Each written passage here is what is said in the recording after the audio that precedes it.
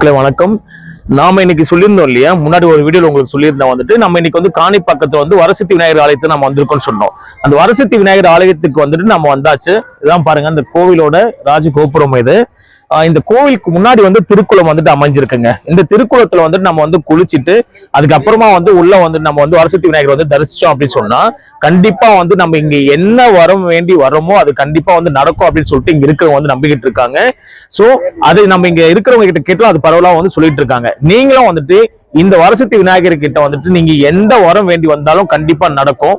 பர்டிகுலரா வந்துட்டு யாருக்காவது வந்துட்டு உடம்புல வந்து ஏதாவது ஊனங்களோ இல்ல வந்து உடம்புல ஏதாவது பிரச்சனை அப்படின்னு சொல்லிட்டு இருந்துச்சு அப்படின்னு சொன்னா கண்டிப்பா வந்துட்டு இங்க இருக்கிற வந்துட்டு தீர்த்தம் கொடுக்குறாங்க. அதாவது வந்துட்டு விநாயகர் வரசக்தி விநாயகர் வந்து தோன்றினார் இல்லையா, அந்த கிணற்று நீர் தான் வந்து இங்க வந்துட்டு புனித நீரா வந்து கொடுத்துருக்காங்க. அது குடிச்சோம் அப்படின்னு சொன்னா கண்டிப்பா நம்ம உடம்புல இருக்கிற அவ்வளவு ஊனமும் தீரும் அப்படின்றது நம்பப்பட்டு இருக்கு.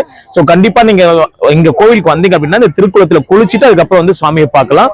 அடுத்த இன்னும் மேல வந்து விவரங்கள் வந்து அடுத்த வீடியோல போடுறேன். நன்றி, வணக்கம்.